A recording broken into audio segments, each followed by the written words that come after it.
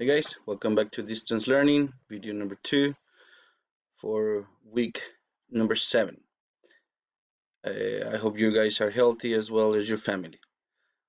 Okay guys, last time that we started looking at the previous events of World War One, remember we saw the Franco-Prussian War where the Germans, the Prussian Empire, take a piece of France, and then England, France, and Russia make an alliance, a triple intent to keep an eye on the Germans. Remember that? And then we have the Balkan Wars, where the Ottoman Empire, the Turks, lose all of this land right here, okay?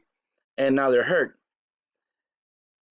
So to these two previous wars, we're gonna add a person, okay? His name is Franz Ferdinand. He's an archduke and heir of the Austrian-Hungarian Empire, okay? The Austrian-Hungarian Empire is right here. It's just above the Balkan leagues, okay?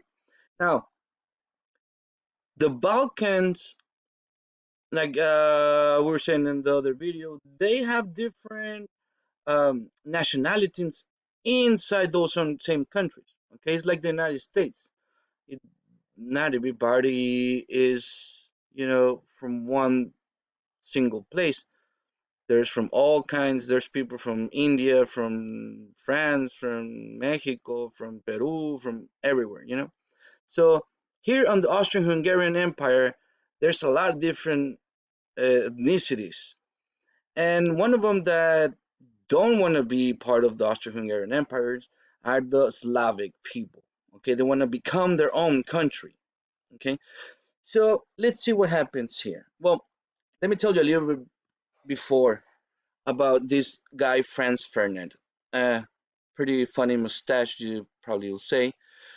But look, guys, this Franz Ferdinand was actually a pretty cool guy.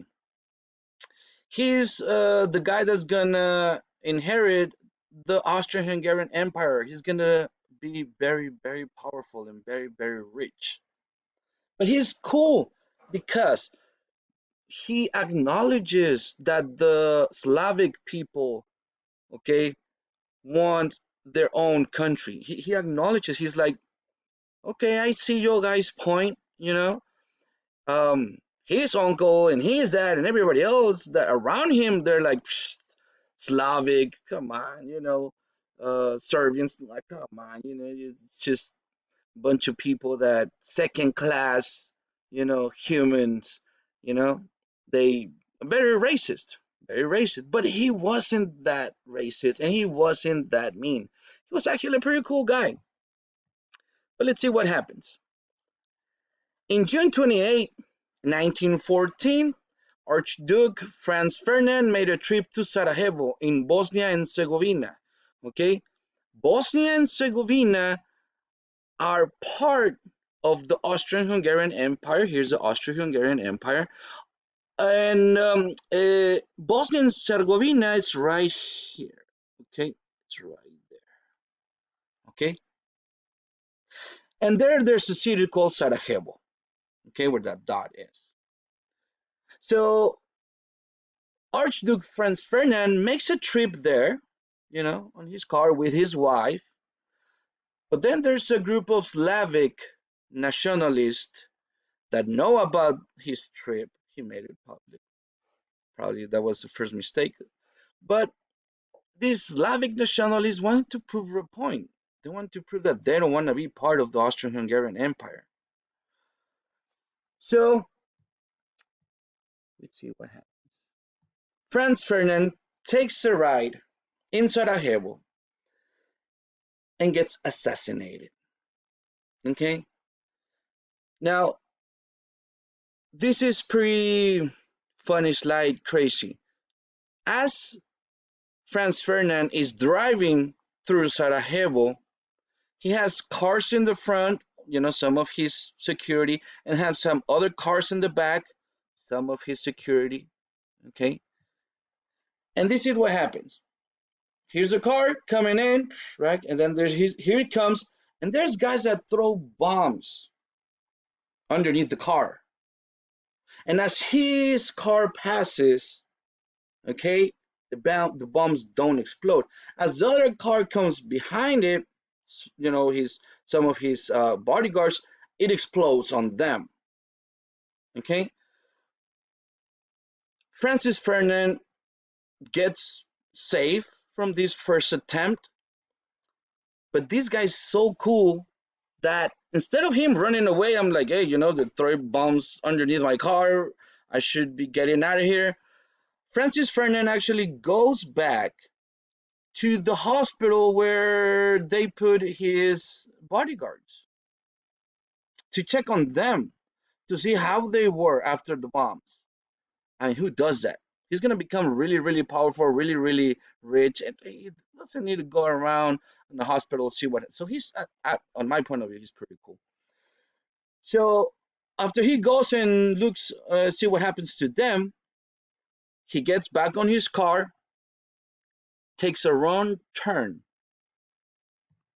and he encounters Gavrilo Princip. Okay, this guy right here. Okay, this guy right here. Okay. Now, Gavrilo Princip, he's a Slavic nationalist, and as he sees him, that the Archduke's car's turning on the corner of the street, he gets his gun, goes next to the car, and shoots both of them dead. Him and his wife. Okay, we can see that they actually gets caught. Okay, see that right here. Right. We can see the newspaper says wife dies at his side. Right, also shot. Right. Early attempt on their lives fell. Like I was saying, some bombs happened there.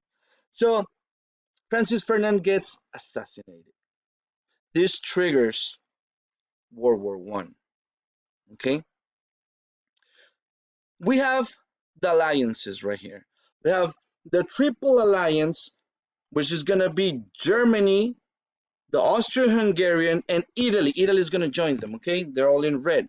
And then we have the Triple Entente. Remember, we have the Triple Entente in 1907 because Germany was getting too strong. Of course, the same guys: Russia, France, and England, the United Kingdom. We have the major groups. Okay, they're gonna fight each other because of this assassination.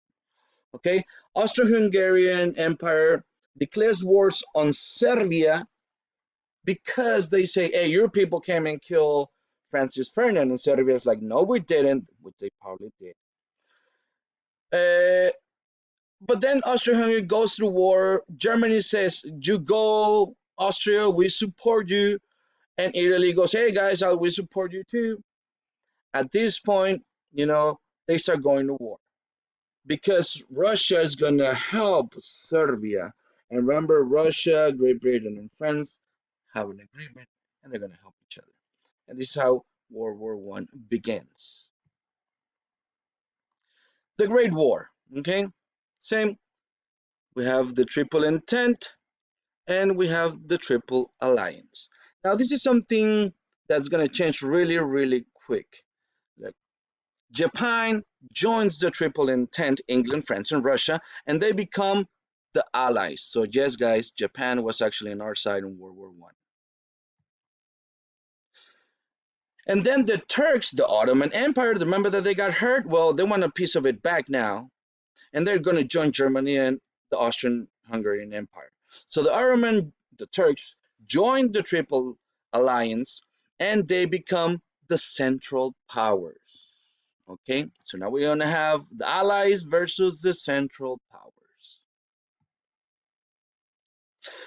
New technology, innovations, and strategies during World War I started to develop really, really fast, and some of them were deadly, devastating, painful. They started making mustard gas and all kind of gases that will kill you, all your nerves, and you were just in pain. So that's why we have these gas masks. Remember we are talking about in the other video? So we could go to HEB and buy some groceries. If somebody has the virus, they could cough on us, nothing would happen to us. Okay? We have the trench war, which we're gonna talk a little bit about it. Okay? And we're gonna have, of course, the first dog wars. Here they are. So the first dog wars take place in World War One. Okay, this is the first time that airplanes fight each other in the air, which is pretty crazy at this point. Okay, all kinds of maneuvers and strategies, were made and created. Were created at the spot many times. I know that a couple of these pictures are not original from the war, but this is how they would look like. Okay,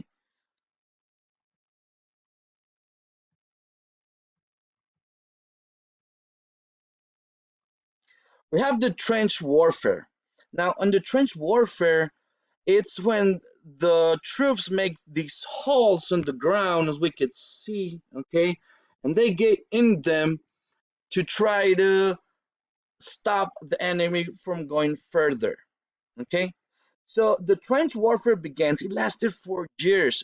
The soldiers were living under horrible and unsanitary conditions. There was, water, all kinds of disease. Um, I mean, it was pretty horrible to live there. And nothing happened for a long time. They were just there, suffering. One of them tried to come up with a plan, try to make something, but nothing really happened, nothing important. Now, guys, we could see this is the trench warfare. This is the trench right here. Okay. And we have all of this side, of course, we have Germans. And on this side, we have the French, the English, and that's Belgium right there, because Belgium was getting whooped by Germany as well. Okay. So they kind of had to join, or they would disappear from the map. So we have these guys here on the other side, of course, on that side, on the other side, we have Russia. Remember, we have Russia giving the Austro-Hungarian Empire and the Germans some trouble.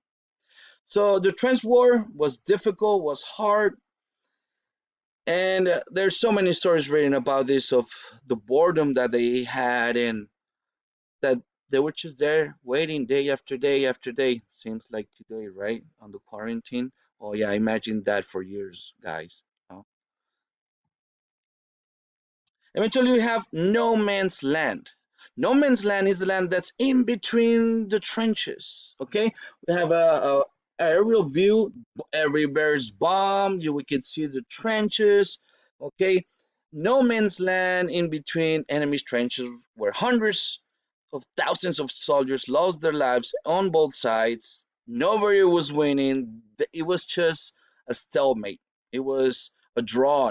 They were just stuck there. Okay, so at this point we see that World War One is in the war of trenches. Nobody is actually winning the war. Russia is having trouble keeping them, the Germans and the Austro-Hungarians out. So right here it's a draw up to this point. Okay, guys, remember, watch the next video, and after the next video, make sure to do those Google Forms, and I'll see you guys in a minute.